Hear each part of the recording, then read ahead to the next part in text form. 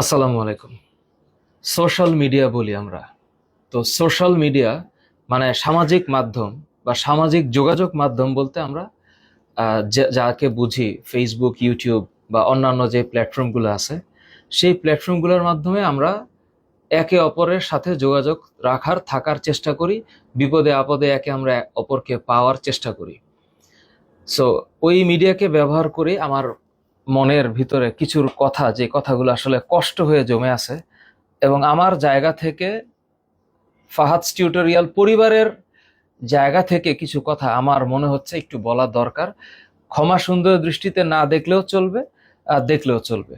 আমার মনে হয় আমরা বিগত কয়েক মাস আগে, মাত্র 115 দিন আগে, আমরা জুলাই অগাস্টের আন্দোলনের আহ, কথা ভুলে যাওয়ার কথা না, কিছুদিন আগের ঘটনা।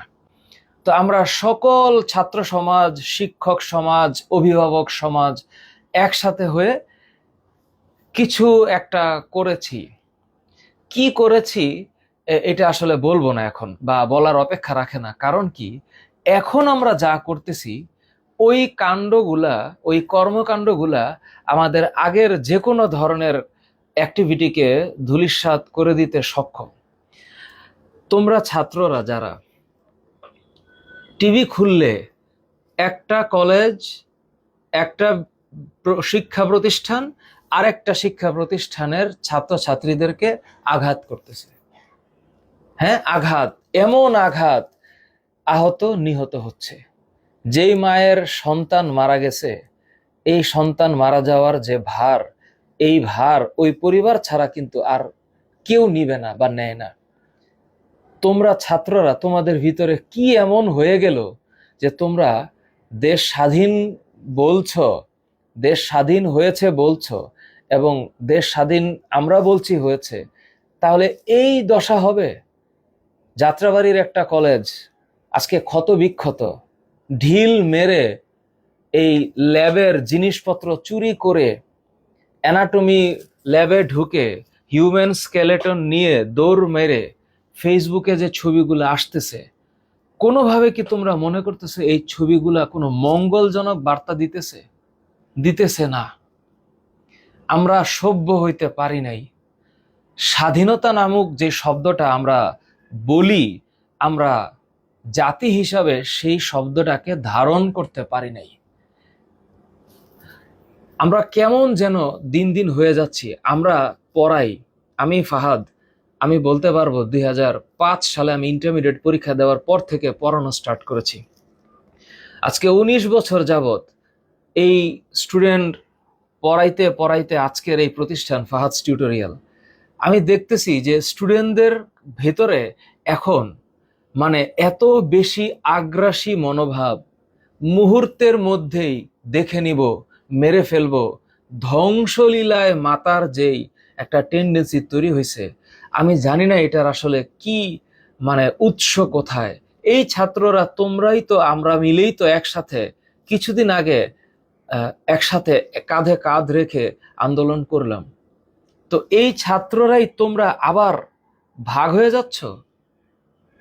ডক্টর মাহবুবুর রহমান মোল্লা কলেজ আক্রান্ত, সোহরাওয়ার্দী কলেজ আক্রান্ত, আরো অনেকগুলা কলেজের শিক্ষার্থীরা, মানে মানে শিক্ষার্থীকে, ছাত্রকে আঘাত করতেছে। কি কারণে? কেন তোমাদের ভিতরে এত শত্রুতা? কে তোমাদেরকে এত শত্রুতা শিখাচ্ছে? তুমি যাকে আঘাত করতেছো তার পরিবারের কথাটা ভাবতেছো? কেন আঘাত করতেছো? কাকে আঘাত করতেছো? শিক্ষার্থী হয়ে একটা একটা দল স্টুডেন্ট আইডি কার্ড, কলেজের ড্রেস পরে আরেকটা কলেজে লুটপাট চালানো যায়? তোমরা কি শিখতেছো? কোন শিক্ষা প্রতিষ্ঠান, কোন পরিবার তোমাদেরকে এই শিক্ষা দিয়েছে যে তোমরা দল মিলে একদল স্টুডেন্ট আরেকটা ইনস্টিটিউটে গিয়ে তোমরা এই ডাকাতি করবা, এই ধ্বংসলীলা করবা, তারপর গাড়ি ভেঙে ফেলবা, মোটর সাইকেল ভেঙে ফেলবা, আবার এগুলা ভেঙে তোমরা ড্যান্স করতেছো, তোমরা উল্লাস করতেছো, তোমরা নৃত্য করতেছো, তোমরা আনন্দিত হচ্ছ। একটা শিক্ষার্থী আরেকটা শিক্ষার্থীকে আঘাত করে আনন্দিত হচ্ছে, এই শিক্ষা কাজে আসবে কোনোদিন? এই A+, এই রেজাল্ট, এই কাগজের পাতার দিয়ে কোনো লাভ আছে? কোনো লাভ নেই। তোমরা একটু রহম করো, আল্লাহর দিকে তাকায়ে একটু রহম করো যে উপরে একজন আছে, উনি আমাদের সবাইকে দেখতেছে। প্রত্যেকটা কর্মকাণ্ডের বিচার হবে। এই মাটিতে না হইলে ওই যে আফটার লাইফ হবে। তোমরা অযথা এক ভাই আরেক ভাইকে আঘাত করো না। আমরা টিচার, আমাদের ভিতরে যথেষ্ট পরিমাণ রাগ আছে, রাগ হয়, ওই রাগ থেকেই ভিডিওটা করতেছি। কিন্তু তোমরা তো আমাদের ছাত্র, তোমরা আমাদের ভবিষ্যৎ। আমি ভিডিওতে শুরুতেই বলি তোমরা আমাদের ভবিষ্যৎ। তো কই আমার ভবিষ্যৎ? আমার ভবিষ্যতের একদল আরেক দলকে মারামারি করতেছে, আমার ভবিষ্যতের একদল আরেকটা শিক্ষা প্রতিষ্ঠান লুট করতেছে, আমার ভবিষ্যৎ হাতে রান দাও লাঠি সোটা নিয়ে রাস্তায় শোডাউন করতেছে। এইটা ভবিষ্যৎ?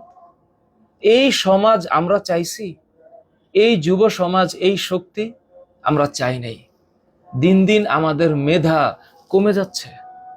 তোমাদের মেধা শক্তিটা কোথায় জানি হারায় গেছে। তোমরা একটা কলেজের শিক্ষার্থী আরেকটা কলেজের শিক্ষার্থীকে তোমরা মারামারি করতেছ, তোমরা স্থাপনা ভাঙতেছ। ওই কলেজের স্ট্রাকচারের দোষ কি? মাহবুবুর রহমান মোল্লা কলেজের ওই কাচের দোষ কি ছিল তোমরা যে ভাঙছো? কার টাকায় হয়েছে ওই কলেজ? এই যে তোমরা ল্যাবরেটরির যে জিনিসপত্র, আধুনিক সরঞ্জামাদি যেগুলা ছিল, তোমরা যে মাথায় করে নিয়ে পালায় গেলা, বা এই যে বের হইলা বা লুট করলা, কেন? কি কারণে? আখিরাতে তোমরা এটার হিসাব দিতে পারবা? এই বাংলাদেশ তো আমরা চাই নাই।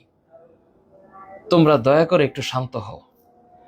লেখাপড়া মানে বই পাতা মুখস্থ কইরা পরীক্ষার হলে শুধুমাত্র লেখা দেয় আসা না। লেখাপড়া মানে হচ্ছে নিজের ভিতরে একটা মানবিক গুণাবলী থাকা। শুধু শুধু তোমরা এই ধ্বংসলীলায় মেতে উঠো না। কথায় কথায় তোমরা এত আগ্রাসী মনোভাব দেখাও না। কথায় কথায় তোমরা এত পরিমাণে উত্তেজিত হয়ে যাও না। তোমরা একটু ঠান্ডা হও, ধীর স্থির হও, একটু বোঝো তোমরা কাকে আঘাত করতেছো, কেন আঘাত করতেছো, কেন সে তোমাকে আঘাত করলো। তোমরা একটু স্থির হও। তোমাদের ব্রেইন অস্থির হয়ে গেছে, তোমাদের চিত্ত অস্থির হয়ে গেছে। দিন দিন ভুল জীবন ব্যবস্থা আমাদের ভিতরে ঢুকে ঢুকে আমাদের সমাজটাকে আমরা নষ্ট করে ফেলতেছি। তোমরা একটু সুন্দর হও, একটু মানুষ হও।